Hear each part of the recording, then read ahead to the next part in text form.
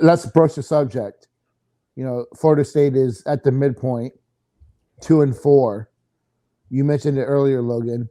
The back end of the schedule was always the toughest part. We talked about in the early in the preseason stuff how Florida State's got to get off to a great start because of how tough the back end was.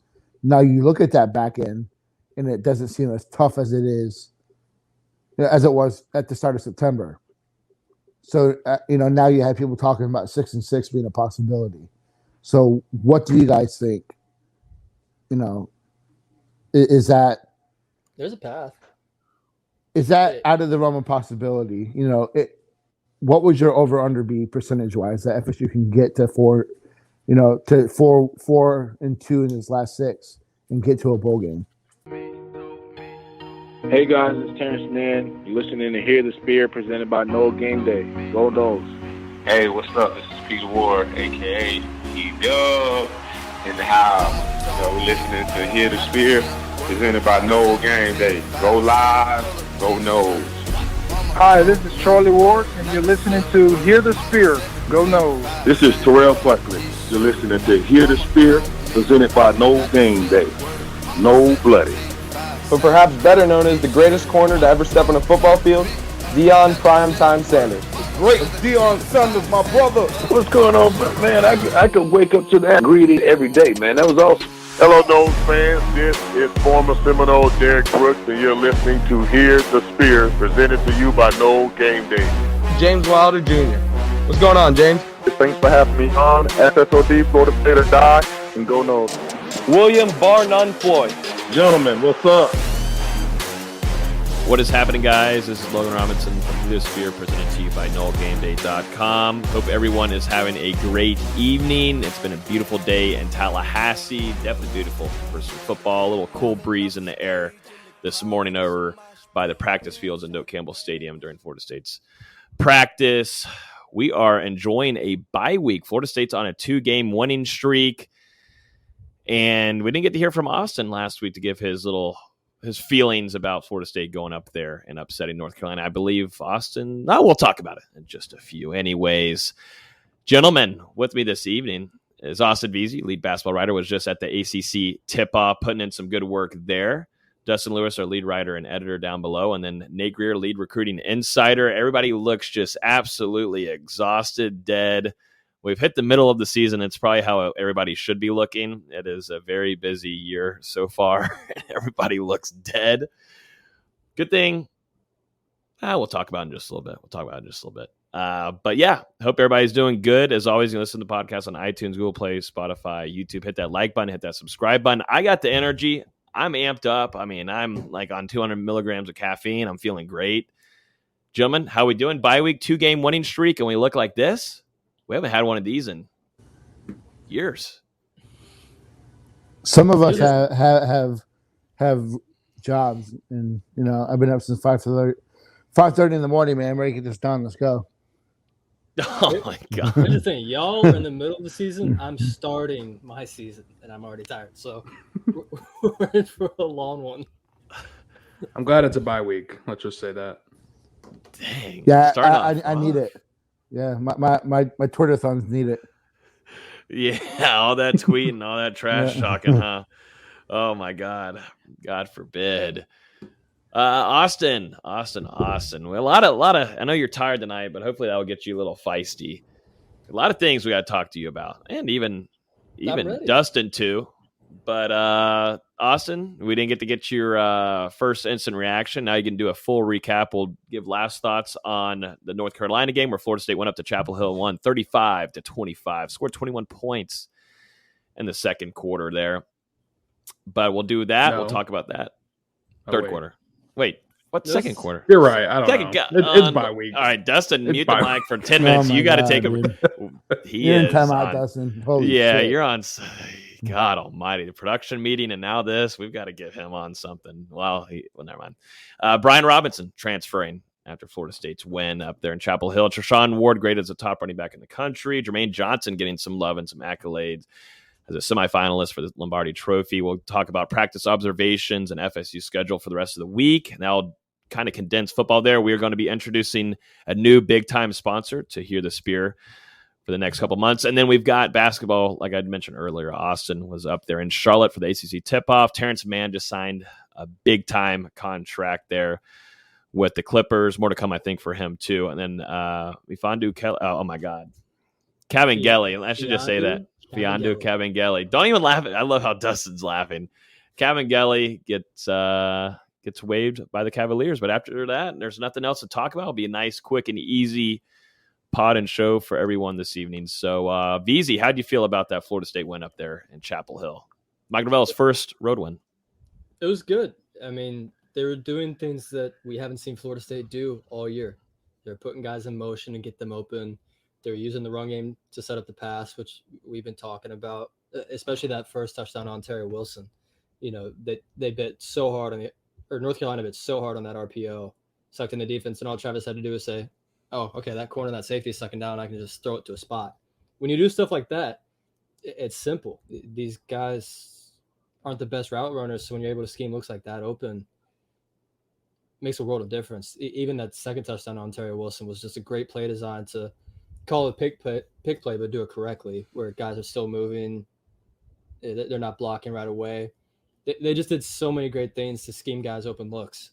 And I think that's important for a team that doesn't have a lot of separation skill, doesn't have top end speed as fast, but doesn't have top end speed.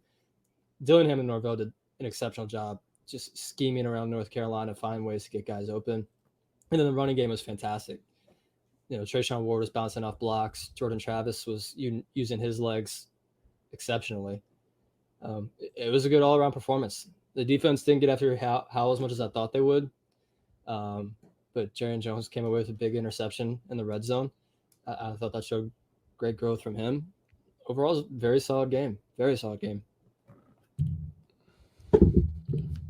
Yeah, and looking back on it, I mean, the biggest thing to me, at least offensively, is 41 rushing attempts to only 13 passing attempts. You know, Florida State, they really went with that ground and pound mantra, and they mixed in the passes, you know, when it was available. And we talked about it a couple of weeks ago. You know, Florida State shouldn't run the ball all the time because teams are going to stack the box. In this game, they didn't care if North Carolina stacked the box. They were like, we're going to run it down your throat, and it doesn't really matter. And, I mean, they did it all night. You know, credit to them. And they're doing good things in the run game, giving misdirections. Like, I forget exactly which play it was, but there's so many misdirections where you're having a guard pulling and you have Jordan Wilson coming to seal a guy off. There was a lot of that happening. It was just a really good job by the coaching staff. Find ways to get guys in open space. Yeah. Jordan Travis was efficient. You know, did what he had to do. The offense, I thought, like Austin said, they just did a great job of executing. Game plan was really good. I think that the defense was getting a little frustrated for a little bit with Howell not getting to him, but they still put pressure on him. You know, the big thing that sticks out to me is that when FSU got down 10-0, they went on a 31-7 scoring run, which pretty much ended that game. So I'm really happy with what I saw from that game. So they took a punch and they punched back, and that's a good thing to build on moving forward. It seems like that the players are really buying into what Norvell's saying and doing, and you can just tell by the interaction with him and the players, and even, you know, earlier this week with his birthday and everything, you can tell that there's, you know, some true effort and respect is starting to come through, and they're playing harder for him. So it's good to see that progress. Yeah, no, I do think this team they really do like their coach. I know they were trying to celebrate after the game and pour Powerade over him and everything, and he wasn't really feeling that, but they just wanted to celebrate with their coach. But I mean, they worked their tails off during practices, and so to get a win like that, a big one on the road, and a lot of people doubting them, like the players talked about after the game, you know, a lot of people did not have Florida State winning this game whatsoever, but to go up there and beat them, that creates even more confidence that this team needs. And, you know, Norvell had mentioned that this is a new team, he feels like, and they kind of maybe are hitting a turnaround which is much needed because the second half of this season is no joke. I know maybe some of the, your Clemson isn't the same kind of Clemson. And Miami is Miami this year, kind of going back to their old roots, and Florida isn't up there like maybe how it was last season, but still these are games where Florida State has struggled, definitely against rivalries and against Clemson. We know that, but they need this kind of momentum to go forward in the season. And you got to like that, guys in the DB room are making plays, offensive line doesn't allow a sack. That's something Norvell talked about today in the presser. There's just there's growth. It's a little bit slower than they thought it would be, but they're happy that there is growth overall. And that's going to be the biggest thing for this team moving forward and maturing overall, and penalties going down. That's been a good streak that they've been on. They've got to continue that, and that helps so much. I believe North Carolina had 12 penalties for about 110 yards, where Florida State only had 5. And, that's still something they want to work on. That was still 50 yards, but still they're wanting to work on that and get better at it. But you're seeing a slow growth that a lot of the coaching staff, Coach Woodson talked about it today after practice, that, it hasn't been rapid growth, and we knew that wasn't going to happen. It's happened a little bit later than they had thought, but they're really happy that this maturity growth and playing smarter on the field is happening. It is happening. That's something that they are acknowledging. Did we?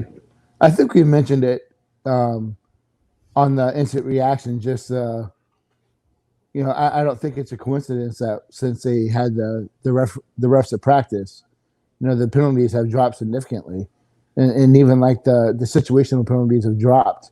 So you have to give kudos to Norvell and his staff for making that call. Getting them exposure in real game situations in practice. So for me, one thing that, while you were talking, Logan, that popped in my head was like, we didn't see Parchment this past weekend, which, I think kind of speaks to where I think the offense is going back to some of its veterans in the offense, just to maybe have a little bit of continuity, maybe guys that have played together now for, a year and a half or 2 years, close to 2 years now. I thought that was interesting to see that Parchment got very little to no playing time. And you look at the DB room, I know we had Florida State had some injuries, and, that kind of limited the rotation, which I think we've all been calling on. I want to see that continue. So, I really like the progress of Jerry and Jones. I thought he played really well. Brownlee, I mentioned him in the 3-up, another great game for him. I think after maybe a little bit of a rough start to the season, he's really coming into his own. It is probably the most consistent defensive back that this team has. He's the only guy who started every game. So, he's really maturing into one of the, it's arguable, but I think you can say he's one of the better DBs in the ACC right now. That's just the way he's playing.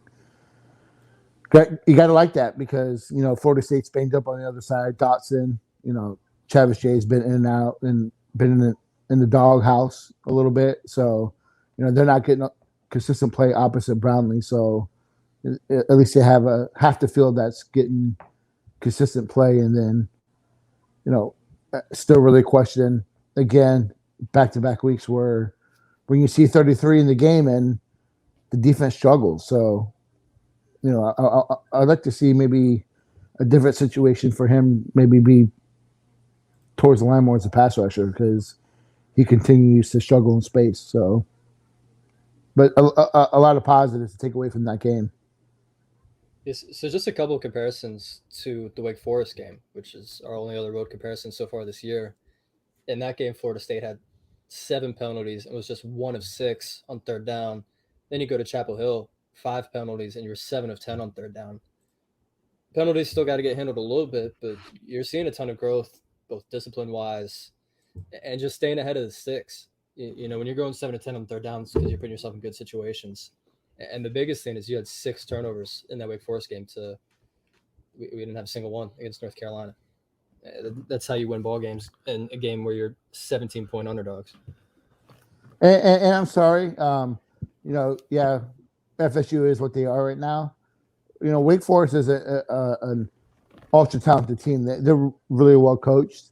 Florida State had just as much to do with that loss than what Wake Forest did. So, it's a good point that you see just a difference in 3 weeks. Yeah, and there's a huge difference, especially, in my opinion, the offense over the last 2 weeks. You haven't killed yourself with turnovers. You only had the one against Syracuse. You had none against North Carolina. You guys have talked about the penalties. And then you look at the red zone opportunities, 6 of 6 against Syracuse, 3 of 3 against North Carolina. And they're also starting to put these long drives together with that running attack. I think it was 3 drives of 72 yards or longer against UNC that also ate up a ton of clock and kept Sam Howell on the sideline, gave the defense some rest, and helped keep the UNC offense out of a rhythm. I'm not ready to say that Noel is going to be better than Asante Samuel yet.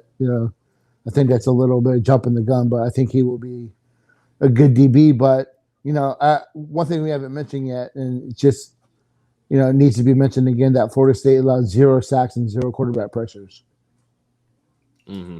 I don't know when's the last time that's happened. No. Yeah, that's what I was really saying. It helps when you're only throwing the ball 13 times, but helps to get your still, starting center back too, I think. Yeah. And this is for a couple of series. There was the first time you've had a healthy offensive line pretty much all year until Love Taylor went down. But there was no drop off, and when you watch, we watched Steve and I kind of did a rewatch, and if you watch Bavian come in, the offensive line played better with him in there. So that was good to see that there was no drop off from Love Taylor, who is still banged up. He's still pushing through injury. So yeah, I mean, there's no doubt.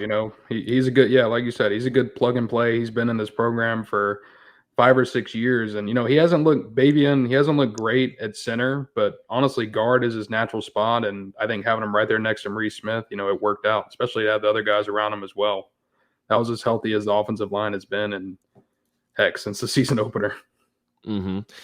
Defensively, I think Florida State, the biggest takeaway is that they get to actually have time. Florida State was sustaining drives on offense, and Norvell talked about that being a huge thing for the team overall, and it helps each other out on both sides of the field and allows the defense to sit there and talk with their position coach, be able to look at film, be able to, actually have time to rest too. I mean, that's also a major key too. And, getting the defense off the field, offense sustaining drives is huge for Florida State, and that defense, I think it's helped a lot and able to definitely, when you're facing a threat at quarterback, like a guy named Sam Howell, that allows those DBs to understand what kind of concepts they're running, the scheme that they're running, and be able to lock down. I mean, you talked about him during the instant reaction, Nate Brownlee. We didn't talk about him that much because, he was doing a good job in coverage on his guy for the most part. And, that's something that he's struggled with. We've seen Travis J also struggle too in that early part of the season. Remember, we were giving a lot of heat to Travis J early on in this season. We haven't been doing much. He hasn't been really on the talk of shame playing here. As much.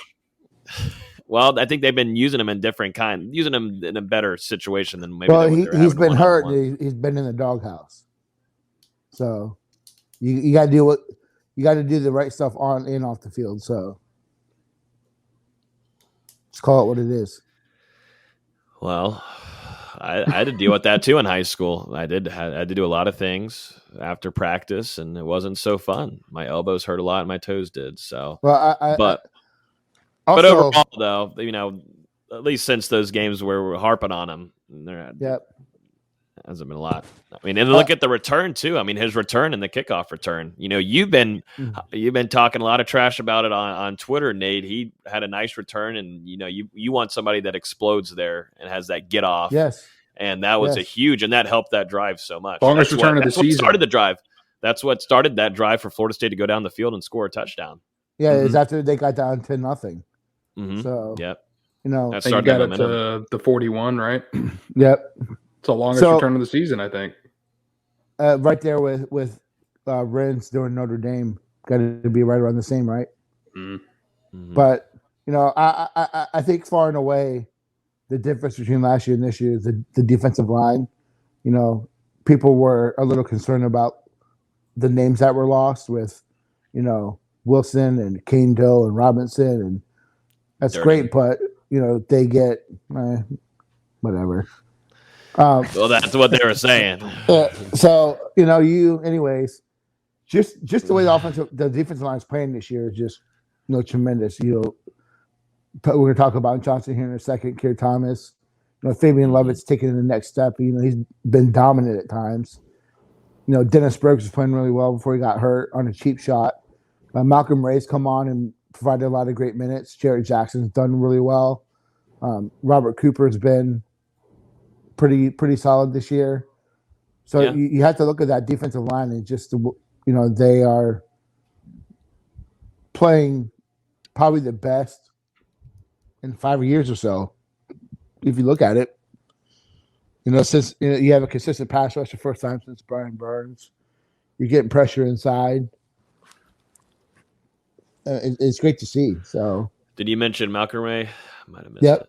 Yeah, Malcolm Ray came in. He talked to the media today, had media availability, and he coming in and playing well and solid for a thin group is huge. But yeah, this defensive line has just stayed consistent on wreaking havoc there, not only with the pass rush, but also in the running game. I mean, that place, that middle of the line there almost collapses, and a majority of the games so far. And love it. Farmer's getting in there too, young freshman. I mean, that's just a young freshman. I mean, get ready to see what he does next season. There's a lot of optimism for that guy. Well, would love to have Johnson and Keir Thomas for one more year, man. That'd be great. God, yes. But one more COVID year, please. Is it coming back? That's going to bode well, though, for FSU to show proof to the transfers here when the transfer rush starts to happen again. Hey, two guys came in and improved their draft stock and had great years. You can do the same because let's keep it 100. Florida State still has to continue to build this team right now through the transfer portal. Mm-hmm. Yeah, and I mean, there's multiple guys I can point to, Nate. I mean, Deshaun Corbin came in as a transfer. Fabian Lovett. I think Jamie Robinson has played pretty well the last 2 weeks. So you look at it, I mean, Jarian Jones, a lot of guys that are making impacts for Florida State right now are guys that Norvell has brought in via that transfer portal since he got to Tallahassee. Even Travis came in through the portal. Milton. You look at the constant contributors of this team. So I know he's been hasn't had a ton of catches, but you look at Wilson at tight end. He's playing a ton. So been good in blocking. Yeah. Yep. Vontae Love Taylor. Yeah. Gibbons. Cortez Andrews got some time in early. And we haven't seen much of him, which is kind of weird to see. But I think it's more about the teams that FSU's playing right now. Mm-hmm. I think it's just because DJ Lundy and Kalen DeLoach have stepped up. I mean, they've both been pretty solid ball accounts. Yeah, Lundy had a big hit today. Right with Wilson. He and Wilson went at it. Jordan Wilson was coming right at him for a block, and DJ Lundy. It's crazy to think as you're talking about two ginormous guys with physicality coming to hit, and Lundy on a bye week, mind you. I mean, can we calm down here? Well, I called Dustin after the practice, and he is so worried, and I understand he is so worried, but they are going to get a lot of time off until Sunday. But this team. We got full pads on a bye week. I love it. 2-4, Dustin. 2-4, Dustin. 2-4.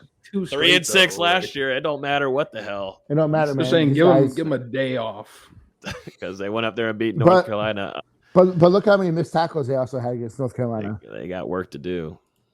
But they had a ton of missed tackles, so you got to put it. Sam Howell had over 100 yards. Yeah, that's what I was going to say. They still got to improve. And it's the same week defending quarterback draws because you go back to Syracuse and especially Louisville. I mean, quarterbacks are just running all over us. There's no reason Sam Howell should go for 100 yards on the ground. He's athletic, but come on, man. Yeah, you look at Schrader. I don't know how many freaking missed tackles they had, but so let's approach the subject. Florida State is at the midpoint, 2-4. You mentioned it earlier, Logan. the back end of the schedule was always the toughest part. We talked about in the early in the preseason stuff how Florida State's got to get off to a great start because of how tough the back end was. Now you look at that back end, and it doesn't seem as tough as it is, as it was at the start of September. So now you have people talking about 6-6 being a possibility. So what do you guys think? Is that there's a path? Is that out of the realm of possibility? What would your over/under be percentage-wise that FSU can get to 4-2 in his last 6 and get to a bowl game? I wouldn't say it's likely, but I would say there's a path. I mean, obviously we all expect UMass to be a win. Clemson's not as strong as anybody anticipated, but I don't think any of us are expecting a win. Miami's not it, especially with T.R. King going down. NC State's looked a little bit better, but we'll see. At Boston College, playing against the backup quarterback, that could very easily be a win. We'll have to see how they're playing. And then Florida doesn't look as tough as they've been. So I think you beat UMass and Miami for sure to get to 4. Then you got still a game here and there. So I think when you look at that, I don't know if Clemson's the toughest game left on the schedule. I would say Florida. Yeah. Just Florida's not a great team, but Dan Mullen. Balanced. Yeah, Dan Mullen has. Say what you want about him on the recruiting trail, he's awful, but the X's and O's part, he's really good, and he's put it on FSU the last couple of years because he kind of has to, because FSU can recruit better than he can, so he's got to show it on the field that it's a better program. So he's purposeful in trying to put it on FSU. I think UMass for sure. You look at NC State. I think that's a winnable game. It's going to be a tough game, but it's winnable. I think Boston College now with their quarterback out, I think that's winnable. I do think it's going to be tough, but I don't think it's improbable. You're going to have to beat Clemson or Florida. If you lose to NC State, you're going to have to win one of those games to get to 6. So I think if they can get there, it's a hell of a job by Norvell. I think they get to 5. UMass, Miami, then they steal one. I'll say they steal one at Boston College. And then you're there at the end of November going, man, I really wish we put 8 people on the goal line against Jacksonville State. God. Yeah. But I will say, I feel like right now that's where we'll get to. We'll see entering the Clemson week. Yeah, I'm feeling about 5 as well. And I mean, that was my record prediction coming into the season. I don't think we're going to get there the way that I expected, but a little different. I'd love to go back and listen to the preseason prediction. What's your over under? 50%, 40%, 30. That they win 6? Yeah. I'd say probably like 30, 35% that they go 4-2. I would say like 25. 20 to 25. 4-2 in the last 6 to make it to 6-6 overall. That's tough. Oh, man, we're everywhere. Yeah, it's tough, especially with 4 road games. That's tough. This. And there goes Nate when he's talking, as usual. Three road games. 3 road games. Yeah. Oh wait. Oh yeah, my bad. 3. Yeah, my bad. I was all right. All these logos are messing me up. Got 40%. Me. What have I done? I got 40%. Nate, I got 40%. I got 36.75. There we go. Okay. I like it. I think Florida State wins again. They shouldn't. And by me saying that, that's Florida or Clemson.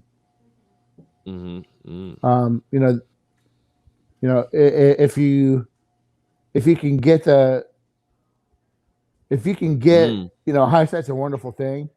If you had that Carolina performance, if against a Wake or Louisville, I think that's a W. But Florida State's put themselves in this position. It's going to be interesting to see if they can dig out of it. Let's answer a question real quick on here, real quick. This is from Johnny. Burkett on YouTube asking, what do y'all think about Jimbo doing Jimbo things, beating good teams but lose to the teams they shouldn't lose to? He's been in a tough spot this year with Yep. their starting quarterback going down. Yep. Got a lot of freshmen line. They're in a tough spot, and it's I wouldn't say it's unexpected, but you could foresee it happening.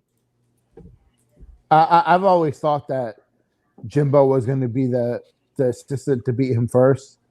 I'm surprised it was this team because, like Austin said, they're on their second string quarterback. They're starting two true freshman offensive linemen. Their defense hasn't been that great. I think the biggest takeaway out of that game is that Alabama's defense is not good. Like because they kept putting that safety on 6, and 6 was torching them. But like even against Ole Miss was, towards the end, Alabama's defense is very susceptible. So I'm really eager to see, if they make it to the championship game. Georgia right now, I think is far and away the best team in the country right now. We'll see if Kirby can, pull that out of his.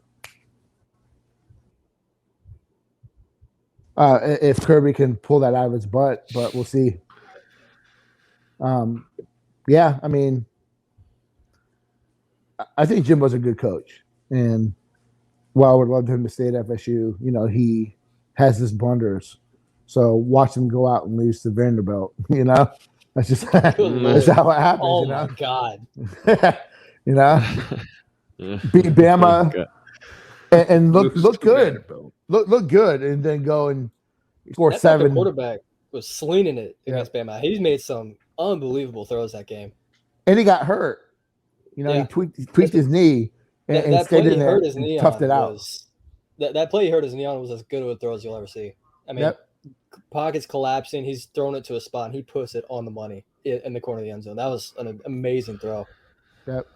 That was a fun game to watch, But we'll see. It's going to be interesting to see if the Fighting Jimbos can get to 8 or 9 wins, which I don't know if they'll be able to. Hey, Jimbo's going to LSU, so. Huh? Whoa. Jimbo's going to LSU. If I'm LSU, man, I'm calling Billy Napier. Yeah. First call, I'm picking up the phone, calling Louisiana Lafayette, and be like, hey, the guy can recruit. He's a good coach. I'm just saying the connection is there. Yeah, but supposedly the money's not so crazy contracted at Texas A&M with Jimbo. With Jimbo's agent's a smart guy. He seems like he's done pretty good for himself. Just the people at Texas A&M are nuts. Also, they're crazy. That's all they got to do in College Station. That is literally it. I've been there. It is literally that's all they have. LSU is being watched right now. Boring. You got LSU with, a possible investigation and everything. I can't really see Jimbo putting himself in that situation. Everything with the Darius Geist stuff and all that, Title 12, whatever. If he was able to go through the Jameis year and win a natty, it's not his mess. So I'll give it to him. Yeah, but look what happened the year after, man. He looked awful, and that team was just made you want to pull your hair out. I'll take a playoff appearance. All right, next question. Jen Ferry, do we need a new receivers coach or just a better receivers overall, or both? Both. Good, easy answer there. So Florida State needs to go get Grant Hurd from Indiana. You like him? He's phenomenal. Great coach, great recruiter. Man, that'd be my number 1 on the board for sure. Or put Coach Johnson at wide receiver and go get Jawan Cedar, coach running backs. I would like that. That's a good move. But heck, people have been talking about bringing Cedar back to Florida forever, and it hasn't happened yet. It's going to take something. It's going to take a good offer to lure him away from Penn State. Michael's making a good point here. Jimbo did go to LSU. Florida State. Well, you would be starting. Now here we go. It would be. Let's just put in the I don't know kind of scenario here. Not real scenario. Maybe it is. Jimbo to LSU this offseason. Coach O's fired. He goes to LSU, and then it'll be Norvell versus Jimbo this upcoming opener in New Orleans. I'm still mad that LSU. Isn't that crazy? I'm still mad that series isn't home and home. Like, why are we? Oh my God, I know. An hour and a half away. I would have loved to go to Death Valley. Oh, that's a bucket list trip to Death Valley. A night game at Death Valley is a must for me. And it would have been beautiful if Coach O gets fired and Jimbo gets swings on over there. So supposedly, the internets and the rumor mill, Jimbo, has some regrets leaving Florida State. Do you see him do the same thing up and then leaving again for LSU? I don't know. I guess there's always been the tie to LSU, and then the guy that hired him at A&M is not at LSU. I get all that, but do you really see him up and then leaving again after having another great recruiting class last year, and having another one this year? I don't know, man. It's a little different situation because he had built so much of Florida State coming off of Bobby's legacy. Like, he had made that program his. Whereas with Texas A&M, he's only been there a couple of years. He hasn't won a national championship there. He hasn't even won a conference championship there. Congrats, you beating Bama, but that's the end of your accomplishments there. It's his fourth year there. Yeah, so I think it's a little bit different. He doesn't have the same ties as he does to Florida State, where he was there for. Plus, LSU doesn't have that oil money. Yeah, that's true. Mm-hmm. They got that swamp money. LSU's got that crawfish money.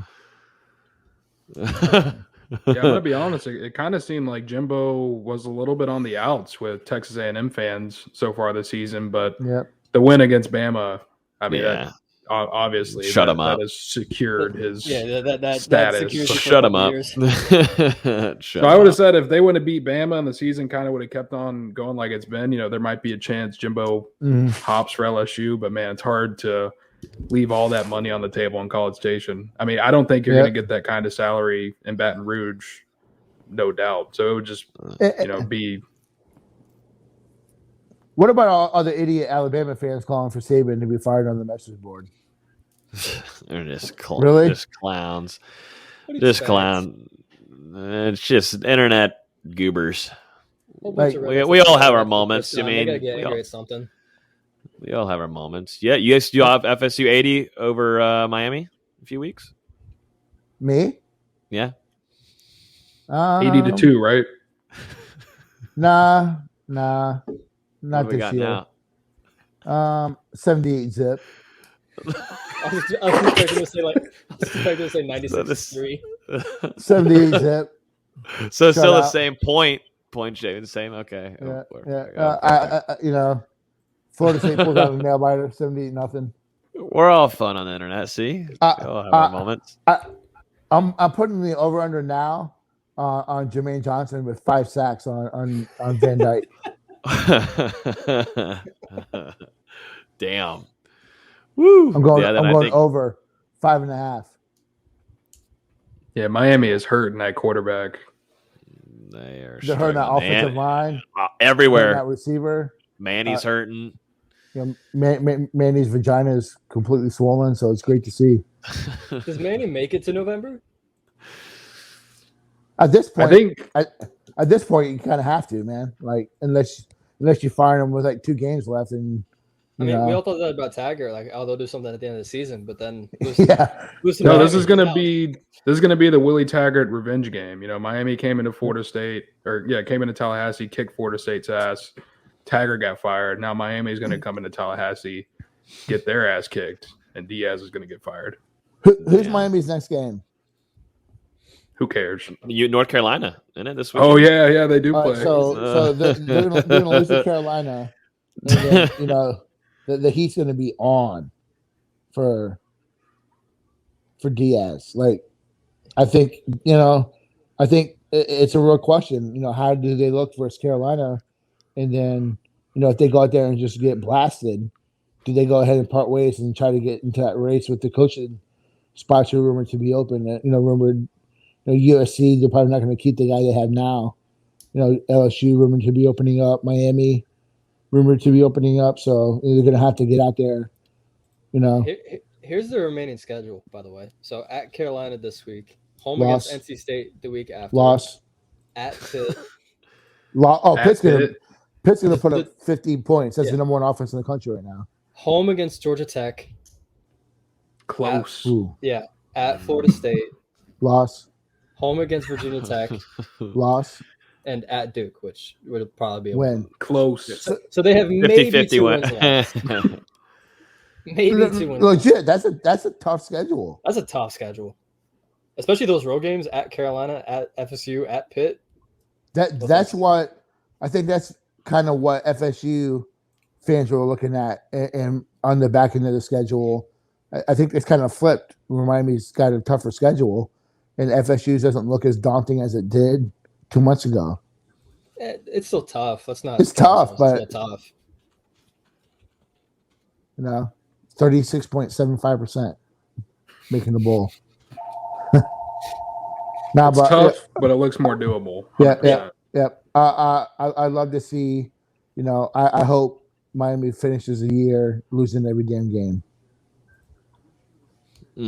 Would be hilarious. Speaking of they Miami, have to beat Miami. They have to beat Miami this year. Yeah. Well, they have to. to. You got to. They have to. Speaking of Miami, former Miami commit Brian Robinson is going to be entering the transfer portal. This one kind of came out of nowhere, fellas, to me at least, a little bit. I understand maybe not playing as much, dealing with injuries and health and stuff, but talented guy, 4-star coming out of his class. Can make plays. He had flashes in the spring game. What do we think happened here? Do we think it's just health things, maybe not getting enough time playing? But I don't think he's had even really much of the opportunity this season because of injury. It's a little bit of both, really. I mean, on a receiver depth chart that's begging for talent, he hasn't really been able to break into it, and part of it's because of injury. So it's you can't have one without the other in this situation, honestly. Yeah, got to be available. Yeah. And that goes into what I was going to say. He was terrific last year in fall camp as a true freshman. Then he suffered an ankle injury that really set him back for the rest of that year. Like you said, Logan, had a good spring. Then you come into the fall, he missed some time again, and he just hasn't been able to crack the rotation. It's unfortunate because, former 4-star prospect, a really talented guy, and Florida State was happy to win out in this recruitment. If I remember correctly, he was committed to Miami before Florida State hired Ron Dugans, and then he ended up flipping after that hire, and another Taggart guy out the door. Yep, not wrong. So best of luck to him. It's just weird timing. You go up there and beat North Carolina, and who knows? It could have been Sunday. Most likely under the transfer portal. Norvell just didn't seem. There was one of the media members asked a question about it and asked about how that conversation goes. Does he get to talk to each one of them individually whenever they decide to enter the transfer portal? But he just didn't seem too happy about that one. He said sometimes the conversations go well and sometimes they're short and sweet. And so just didn't seem too happy. Didn't seem too happy. I think that one was a little bit of a surprise.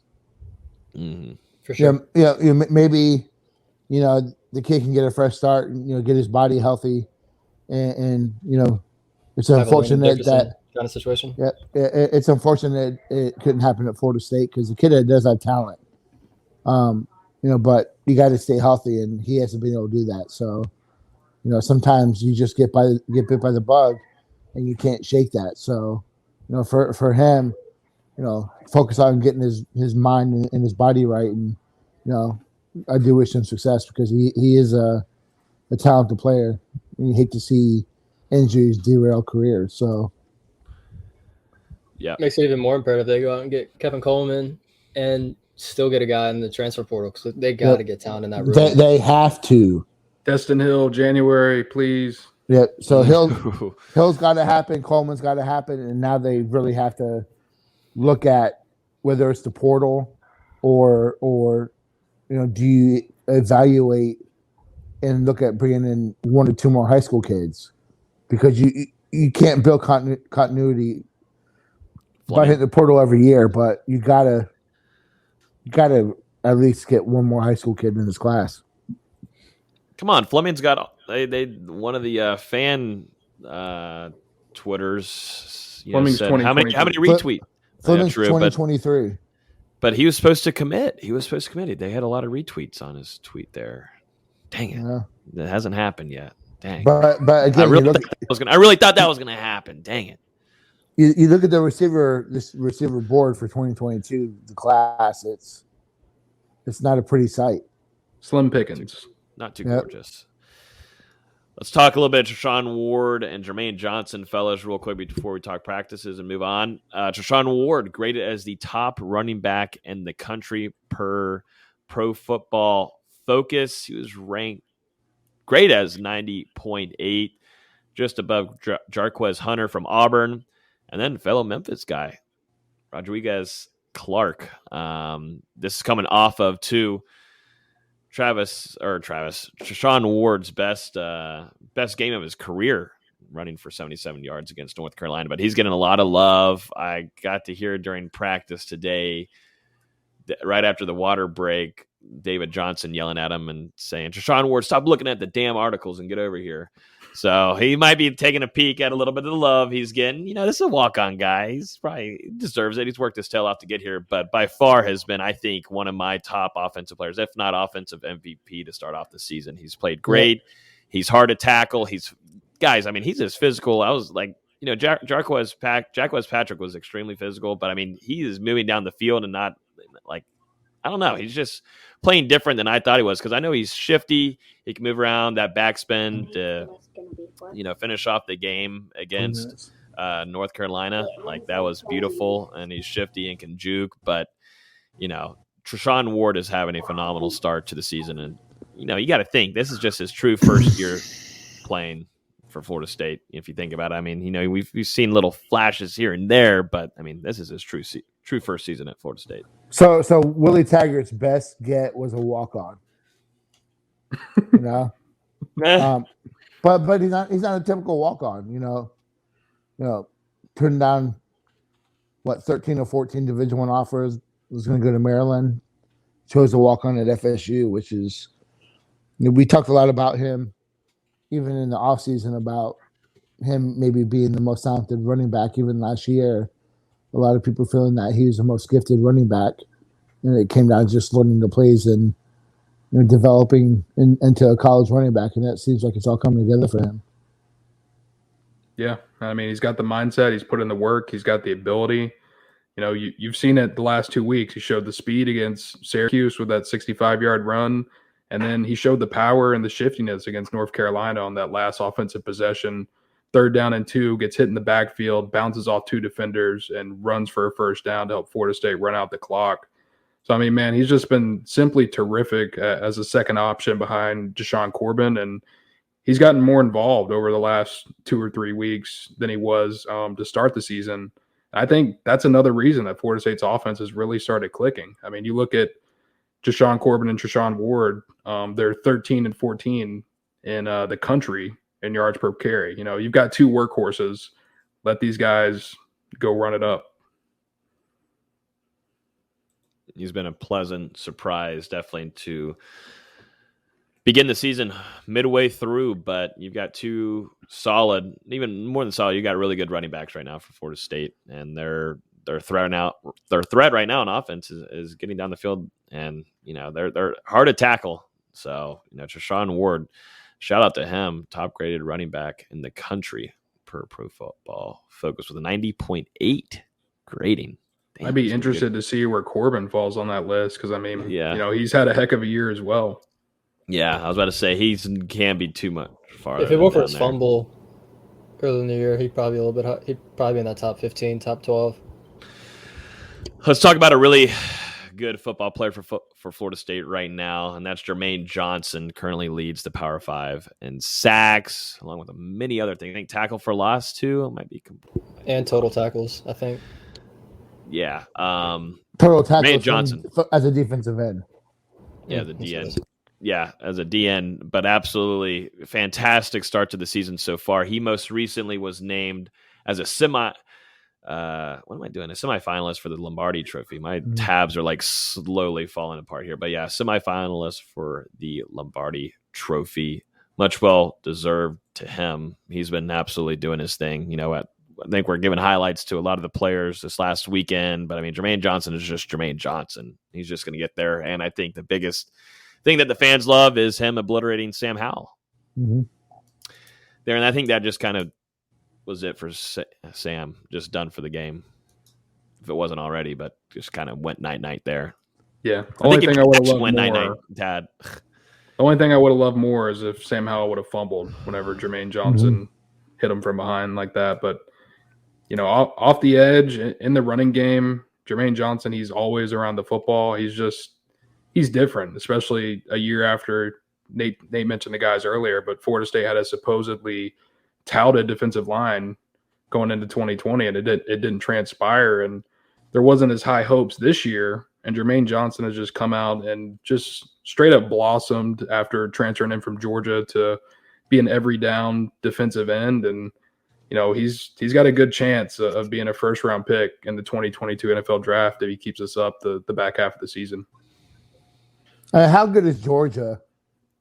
You know, to be able to say, okay, it's fine if you leave us. You're a situational passer. Remember last year, he was in the top 30 in terms of being in pass rush efficiency. So it's not like it's necessarily a big surprise. The guy's gifted. It's just really seeing him getting more reps, which equals more, just more havoc and more domination. And then one last thing regarding some football here, practice observations from the last two practices. Noah and I were there on Tuesday, along with this morning. I would have to say Tuesday's practice overall, I mean, there was some energy. Just, I think guys were worn out, a little tired, still resting from, their trip up to Chapel Hill and getting that win.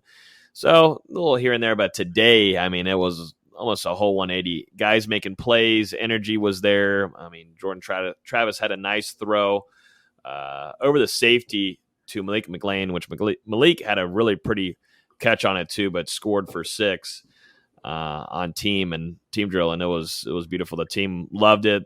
They were all over each other today. I mean, guys were making plays. One of my favorite things from today was this little scene where Marion Cooper was in, young freshman, and he was one-on-one there with Jordan Young. And Jordan Young also had a really good day today.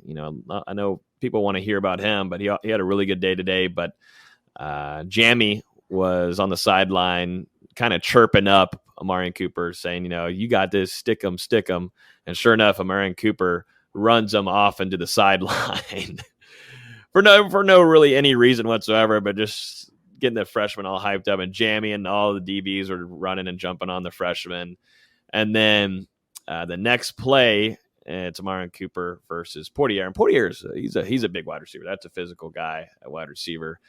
And Portier, one-on-one situation. Norvell's loving it. He's watching, and he watches them go at it one-on-one. And it's a go route. And Portier mosses him right there on the sideline. And all the offense is loving. Jammy's like, no, how'd this happen? And the young freshman learns his lesson there. But Norvell loved it. He was like, oh, thank God my offensive guy got it. But, yeah. And then to finish off team today, they did a lot of team, or, had a little bit of extra practice afterwards and the IPF. And Trevor Purdy was having a really nice, solid drive for about 50 yards. And then once they got into the red zone around the 10-yard line, threw a pass, didn't really need to be maybe thrown. And McLuster, linebacker, actually got the interception. And I'm pretty sure Norvell jumped all the way up to his chest, I think, along with all the rest of the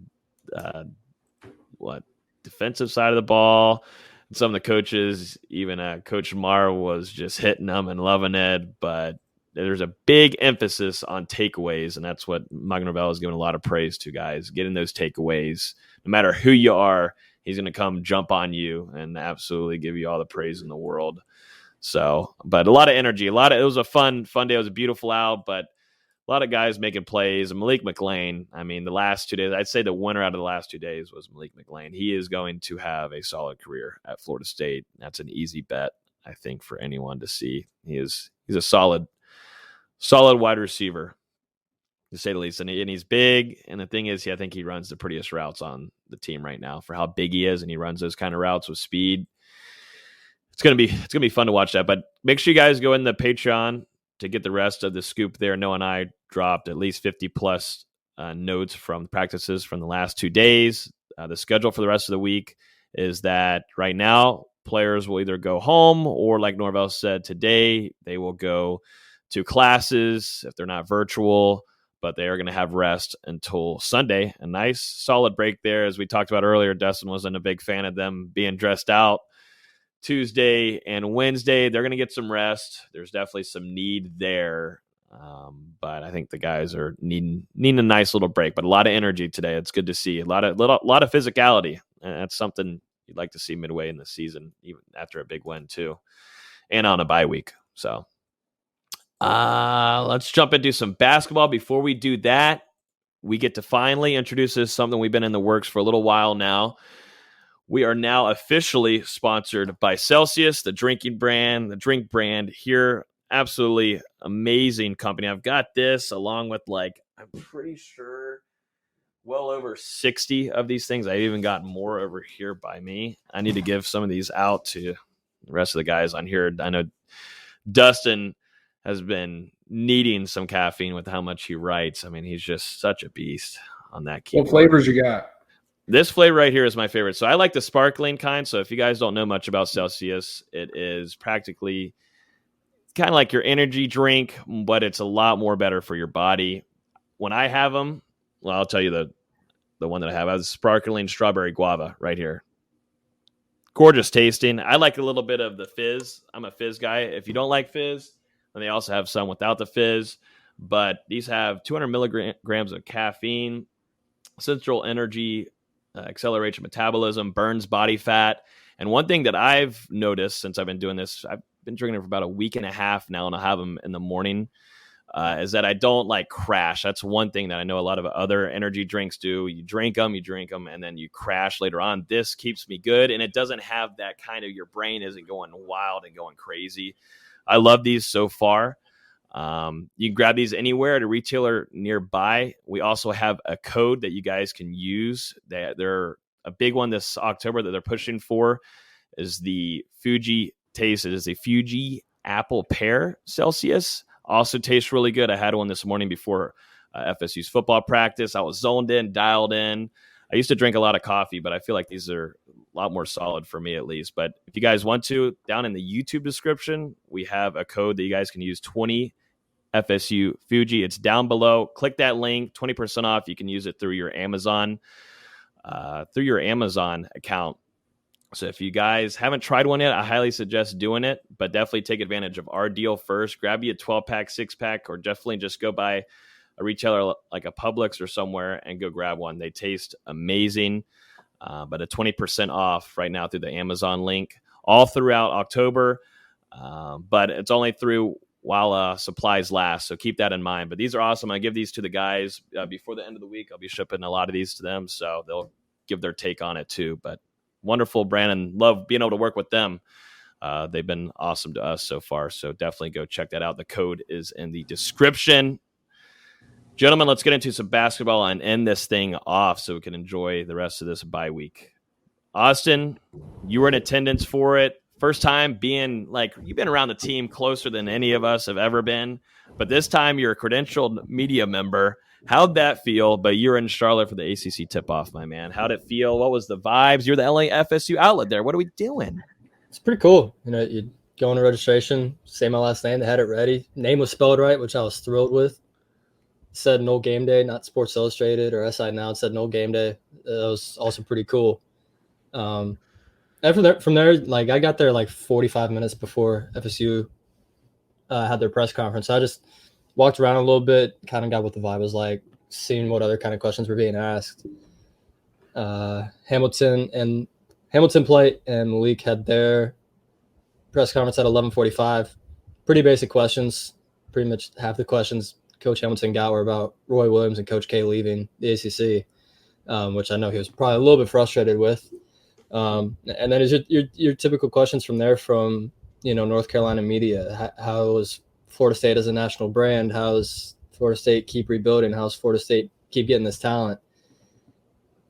And Ham was Ham saying, we don't really care much about respect. It's something you earn. We're not going anywhere. Florida State's here to stay. That's what you expect your head coach to say. And then Polite and Malik are just such great representatives of Florida State. Just great guys on and off the court. Both of them recognized me immediately, which I figured they would. But especially being the only FSU media member there from any outlet. Did Coach Ham recognize you, though? Coach Ham did not recognize me, and I did not expect him to. Come on. Oh, man. Come on, man. Any of the assistants would have recognized me. Any of the support staff would have recognized me. I didn't expect him to recognize me. But, hey, you were the FSU outlet. The whole game day was the FSU outlet. We care about basketball here, as we should. I mean, it's been the one that's kept, there are some other great FSU sports. Let's don't get us wrong here. But basketball has kept a lot of fans afloat here, let's be honest. And we're showing that we're here to, do our coverage as need be. But anyways, go ahead. Sorry. We sent Austin to Charlotte and everything. Yeah, we sent him. We put a private jet, 5-star hotel. We didn't just conveniently happen to live there or anything like that. It's not like I live 20 minutes away. No. Have a speed pass for the interstates, things like that. No. I bought that pass for you for that day. It was like $3. That's a lot of money. Yeah, I know. Trust me, I know. But the highlight of the day, at least from according to my mentions, was I was asked Malik Osborne, who's a guy that slept on this year, and I was expecting like a Cam Fletcher who's not really being talked about. We'll get to that in a second. But he said we all fly under the radar. Everyone at Florida State slept on. Went to talk about the staff, how Florida State has such a great staff. All the players. I mean, he named 6 or 7 different players, but the one that stuck out to me was he mentioned Raekwon Evans, was a guy that had flashes last year, but also struggled towards the end of last year. That's a guy people are really looking to see what he's going to do this year. And Malik made a real point to talk about Raekwon Evans. I asked Coach Ham about Cameron Fletcher after he was asked about Caleb Mills. And he said Fletcher's got great energy, really willing to learn, very coachable. It's exactly what you want to hear after a guy that, we talked about a lot the last couple of weeks. He's had a really weird first year at Kentucky, transfers to Tallahassee, and everything we've heard so far is he's been nothing but a great influence on the program. Said Caleb Mills is a much better player than he anticipated as an all-around guy, can distribute the ball, defend really well. Obviously, he's a great scorer. There's a lot of high hopes with this team. Polite talked about being able to step into that senior role that, that Trent Forrest had, that MJ Walker had, Terrence Mann. These guys that can bring the young guys along when they're in a rough spot. It's what you want to hear out of a senior leader. It was a good overall experience. The big guys represented the university well. Had a lot of fun while they were doing it. I think they're ready to make some noise this year. How many times did Leonard Hamilton smile? Do we have a counter for that? A few. A few. Okay. He's still limping from his Achilles injury.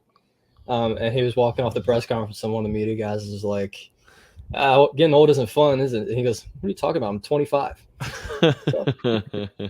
And last will walk away. It was typical Coach Ham stuff, but he's pretty laid back. Same old as he hasn't changed. He's laid back on days like this. He really just doesn't smile on the court. That's pretty much it.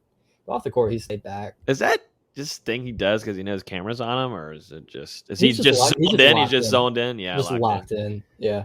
Yeah. How is he at practices? That's what I want to know. It's kind of like the games. He's very in tune. He kind of has a CEO role where he's just overseeing everything, and then he'll point things out here or there. He just trusts his staff so much, as he should. He's been with Coach Jones for 20 years. CY's been there since 2013, 2012. He just has faith in these guys that they know what they're doing, obviously, and he'll interject when he needs to, but he'll sit on the side and observe practice. Mm-hmm. Any big takeaways from any other teams while you were there? Hearing anything or not really. It was your typical stuff for media day. Like no one's going to say something outlandish that they're going to get in trouble for. The biggest takeaway is the coaches are going to be able to wear polos again. I know they're all happy about that. Now we're talking headlines, baby. Yeah, they're super excited, especially Steve Forbes at Wake Forest. That dude was beaming that he was able to stay in a polo this year. I was more taken away with some of the representatives that some of the schools brought. Like Virginia didn't bring Kihei Clark. I was a little surprised by that. Clemson brought Hunter Tyson. I was pretty surprised by that. But other than that, pretty typical media day stuff. I'm excited for basketball season. You said you're tired now, Austin, at the beginning of this. What are we going to look like in 2 months from now? I'm kind of worried. And we've got help. We got Jacob. So just a little insight to what's going on with me. The store I work for is extending their hours for holiday season. So I'm about to be really tired for the next couple months.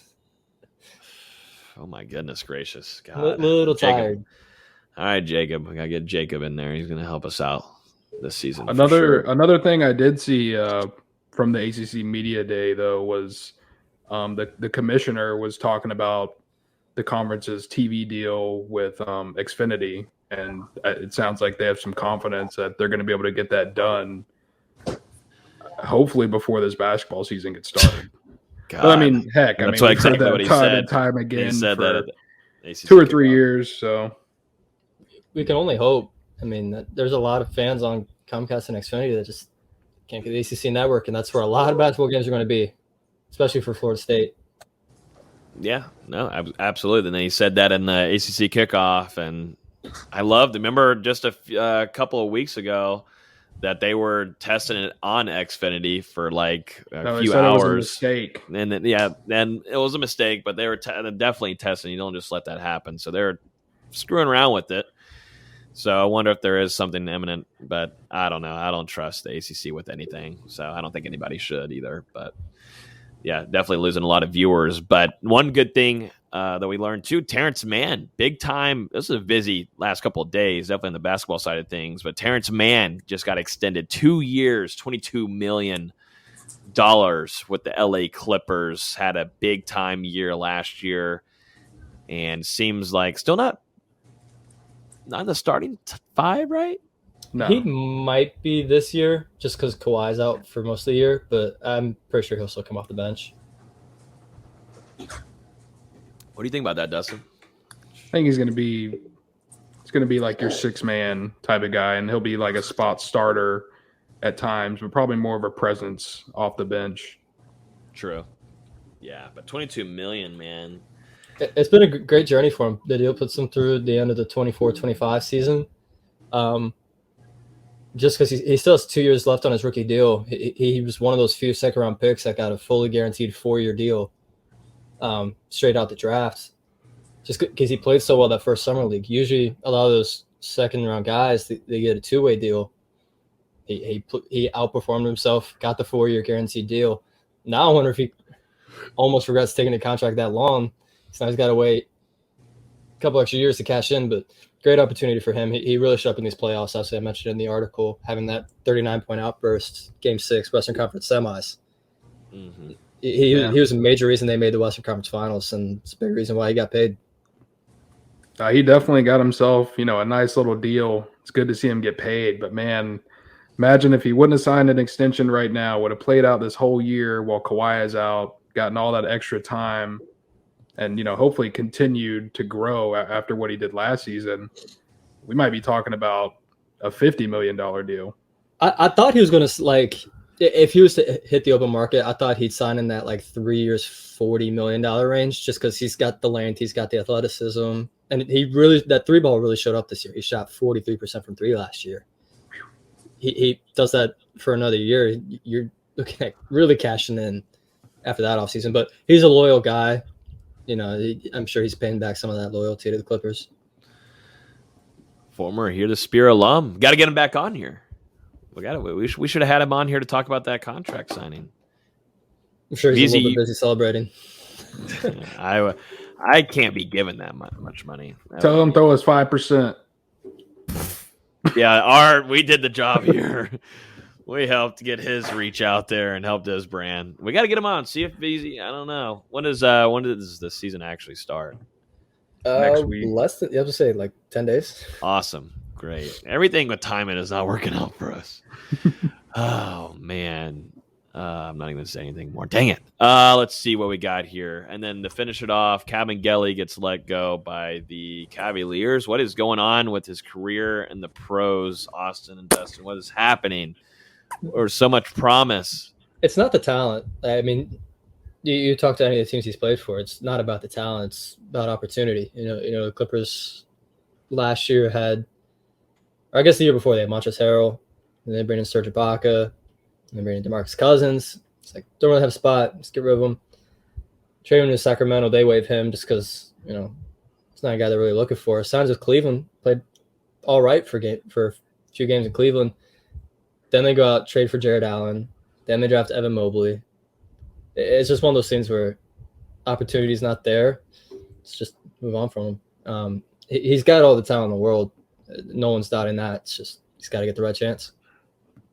Yeah, I mean, he's got talent, but he's also got to be able to put it together consistently. So I think it would do him good, you know, hopefully to latch on with a team somewhere on a two-way deal, spend some more time in the G League, really getting some reps, and then making some opportunities with the main club when he does get a chance. I'd love to see him in Dallas because he'd feed off those passes from Luka, especially a guy that can hit the corner three like that. We got to get Nate at Celsius. Celtics still need. We got one two-way spot left, so I mean, mean, on throwing it to a former. I mean, I just need the basketball team to suck so Florida State football can get back to this right spot. So it's gonna be Austin versus Nate here in a couple months. Yeah, I'm convinced Florida State losing Julian Phillips in recruiting battle meant Florida State went up and smacked North Carolina. Like, can't have one without the other. One positive, one negative. Yeah. RG's saying that Nate needs a Celsius. Most certainly does. This has been a Fahrenheit. What is a Fahrenheit? It's a really bad joke. Are you about to be a dad and we don't know it? Now I get it now. Yeah, are you? Is this something you're not telling us? Oh my god!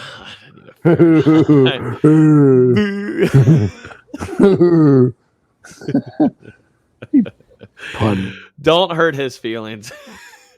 He muted at the right time. Oh my goodness gracious. Let's see what else we got on here. I don't think there's anything more. What's the word on Marvin Jones Jr.? The weekly question of Marvin Jones Jr. Nothing different. There we go. Watch out for Oklahoma. Florida State in November. Oklahoma. Watch out for Oklahoma. Is Florida State recruiting any good linebackers? Where's that linebacker piece? Nate, Larry's asking. I gotta finish it. I'll get it out in a couple of days. He wants it really badly. It'll be a good bi-week piece. 17 linebackers that Florida State should be recruiting. Legitimately, 17 of them. I think it'd be a good piece. Larry, stay on the lookout for that. That's NoleGameDay.com. And Carol says you guys are too much. We're funny to watch. Thank you, Carol. Always on here Wednesday nights. We love Carol. Carol, if you do love us more, check out that code down below. Click that link. I'm just kidding with you. I'm playing with you. But if you do have Amazon Prime, 20% off. I'm telling you. The best drinks. I need one. I got to edit this and put it out tonight and get it out. So get some articles ready. I'm the main editor here at NoleGameDay.com, so it's not easy. This week, it's really busy. Thank you, Dustin, for your help, as always, on the show. But, gentlemen, I think that's going to wrap it up. We do always appreciate you guys hanging out with us. Like I said, go check out Celsius. I can't say it enough. We're going to talk about them for the next couple months. So, great brand and happy to be working with them. Make sure you use the code. Use the code 20FSU FUJI. 20FSU Fuji. Link is down below with the code. But yeah, thanks everybody for watching. If you're listening on iTunes, Google Play, Spotify, YouTube, hit that subscribe button. If you're on YouTube right now, I would definitely appreciate it. If you hit the like button, a lot of y'all have been saying y'all have been liking the stream. So love that y'all are hanging out with us and interacting with us, bringing up some really great questions and topics that, we don't ever have on the docket, but y'all are bringing it up to our attention. So definitely appreciate everybody hanging out with us. Enjoy. Wait. Whoa. Wait. Shout out to Travis Hunter, best recruit in the history of college football. There it is. Shout out to We made it. You were tired, but you're still able to do it. I appreciate that. Only I respect that. 8 months podcast to get there. And shout out to Derwin James with his 14 tackles in the first half and 17 tackles total. You know, the best from a defensive player since 2005, if I'm correct. Derwin James going off. Yeah, and good luck to my Steelers against the Seahawks on Sunday Night Football prime time. The logo hits differently, baby. We're back. We are back. And Austin just left. Or Nate just left the stream. Also, quick shout out. A shout out you don't normally expect the ACC for getting us credentialed so fast for ACC Media Day. And I'll have an opportunity to select preseason bouts, preseason player of the year. Shout out the ACC. Slight flex. Well, you know from what? Easy. Shout out the ACC for putting Nole Game Day on the press credential. Respect. I like that. Can't get that from some other places. Nate, any shout outs? Any shout outs from you? Nah. You know, shout out to myself. Justin Fields. Shout out to myself. I wouldn't have thought anything differently. That's exactly how we need to end the show. I wouldn't have thought of anything differently. All right, y'all. Have a great rest of y'all's week, and we'll talk to you guys next week, Wednesday night. Only one pod this week. No instant reaction. Wednesday night. Enjoy. You want to do a bye-week instant reaction? We should do an instant reaction to Carolina beat Miami 52-1. 52-1. They're going to get an extra point safety. Is that what's yeah. Oh, my God. Oh, we got to get off here. All right. Enjoy the weekend.